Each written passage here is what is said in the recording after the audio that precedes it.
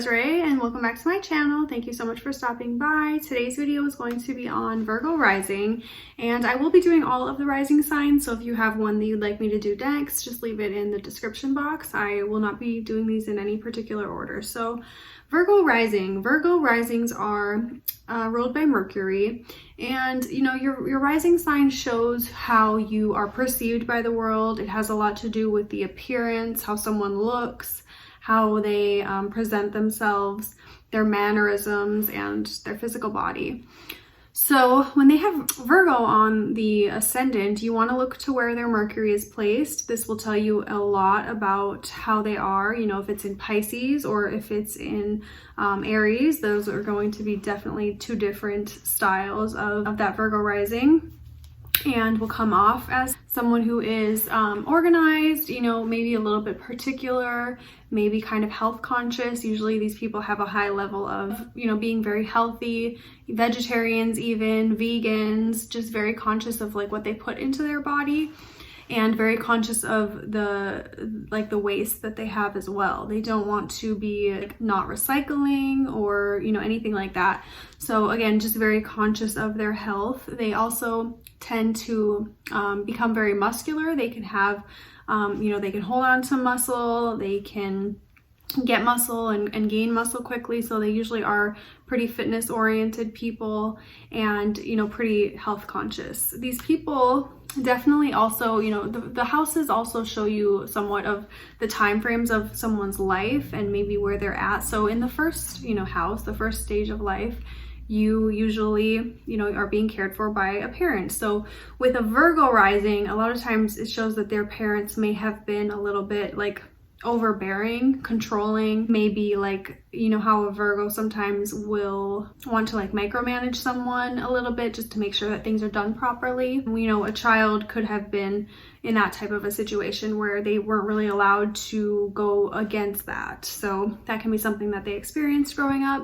And then the second house for Virgo rising is Libra. So this shows that usually there was some type of abundance in their childhood or in their home life.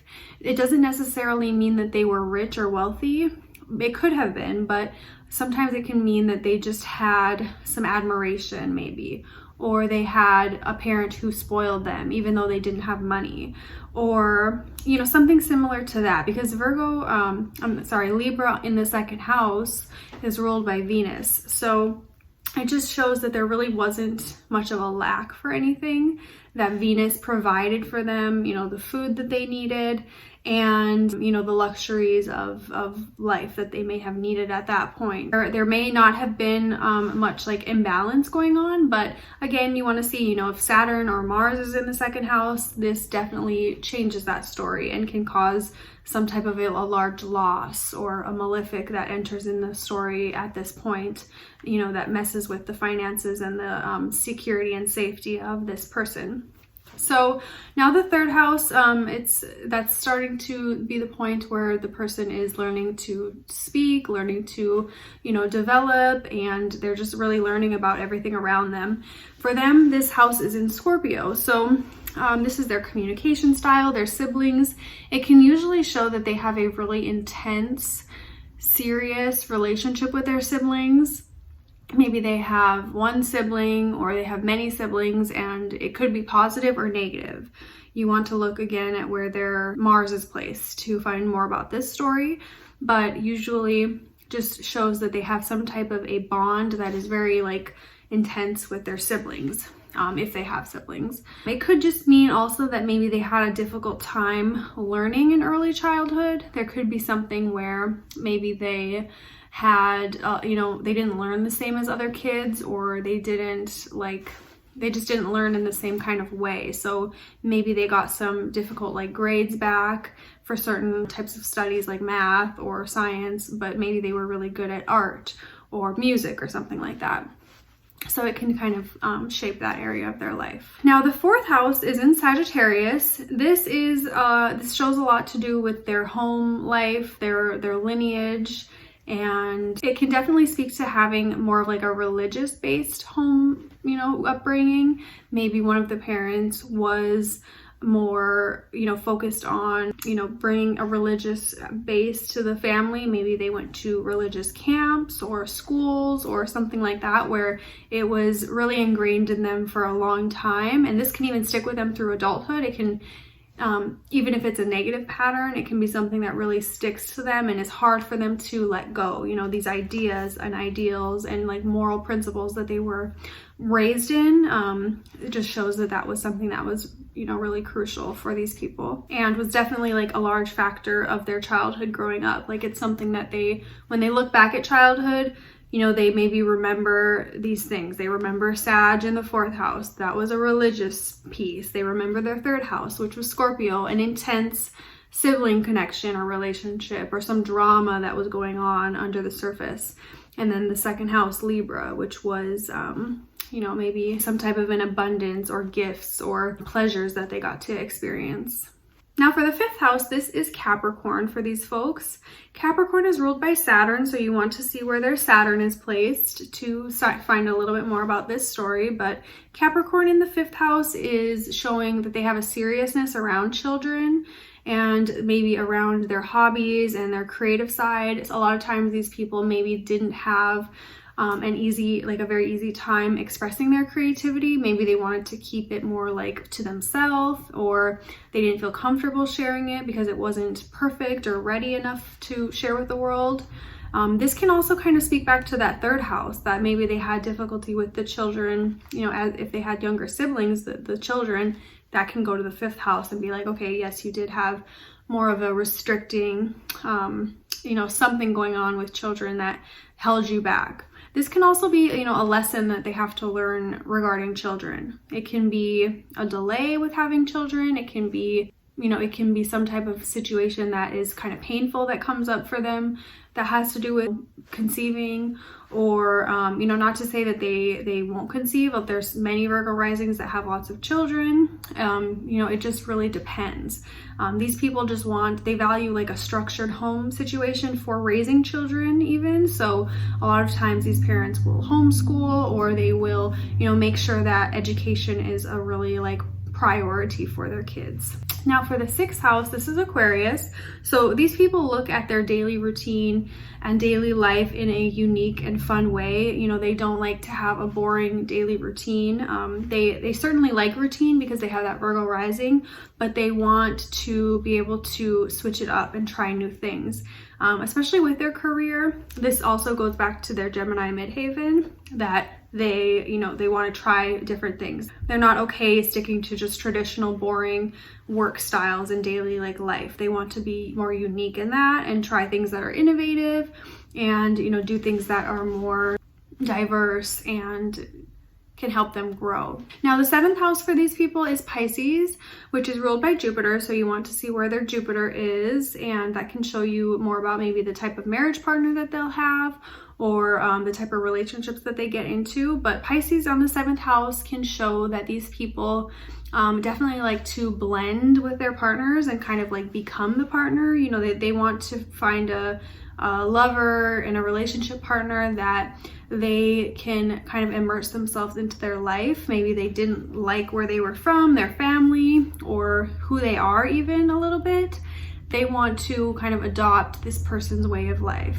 So they can date many different types of people. Like one person can be very specific and the other person can be way off the other cusp. They have nothing alike. Because these people are more accepting with who they date as well. They don't really look to people for their hotness and their attractiveness. They're more who is this person on the inside? And they really see the person for their soul. So they want to be with someone whose soul is beautiful and who they can build, a beautiful, harmonious union together with.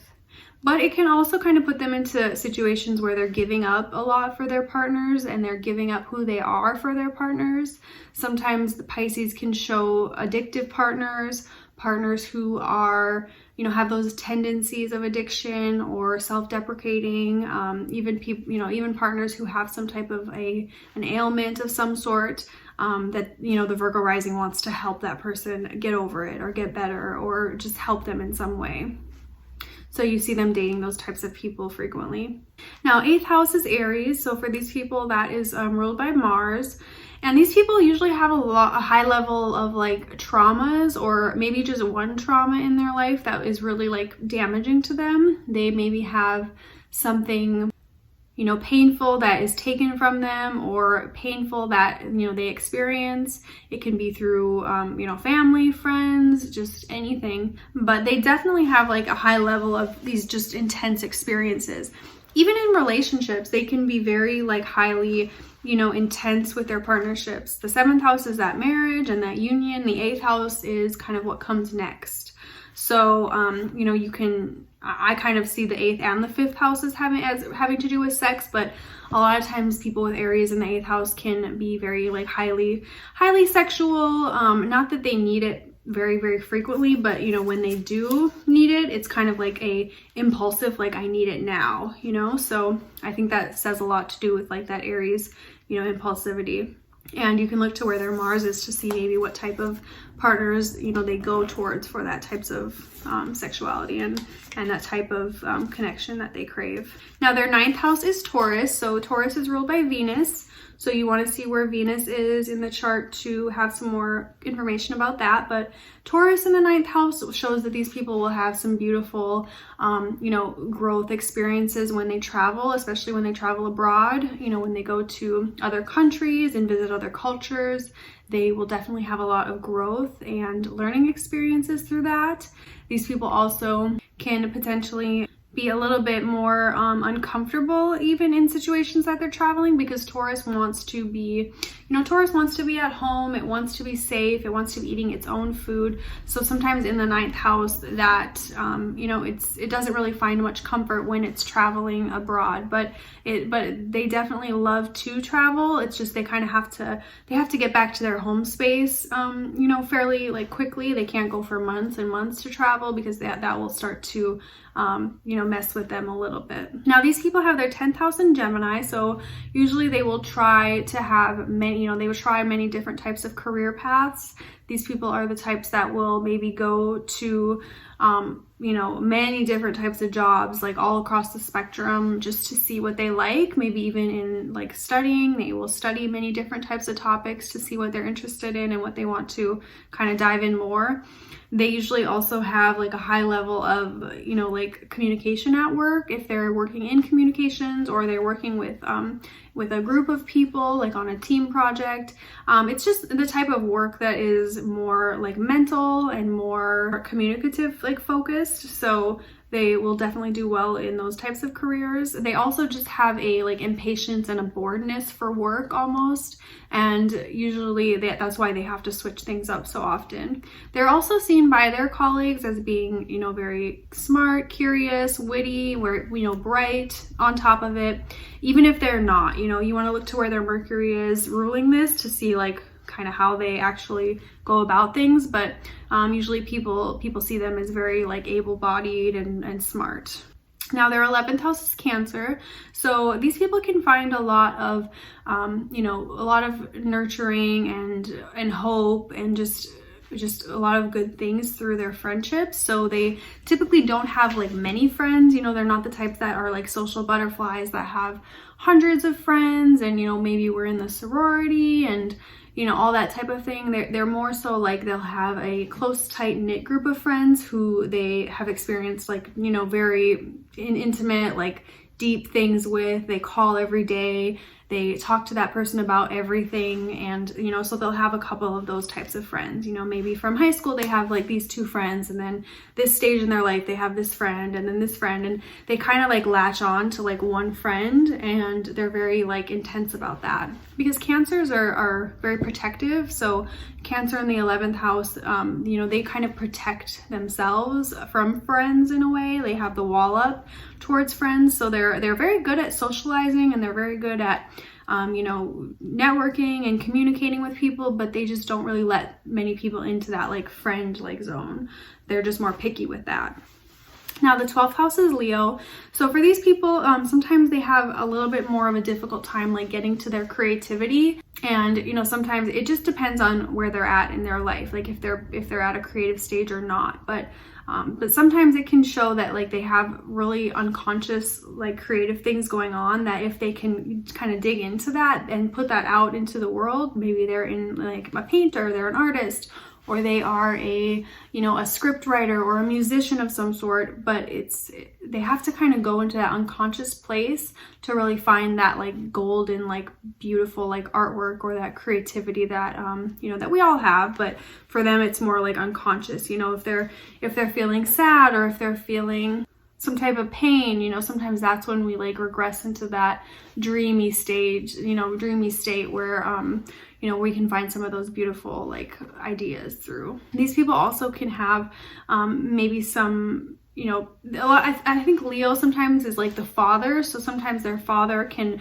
be involved in like maybe some type of prison system, like incarceration or even a mental hospital or something like that. The mother too, I think Leo just, I see more as like the father. They can sometimes just have parents who, you know, maybe really tried hard for them, but it didn't work out or something, you know, and however that looks for you, there's just some type of a wound sometimes, or even just an unknowing of the father, because sometimes in the 12th house, the Leo, you know, 12th house is not really what we understand. We don't know what's there really.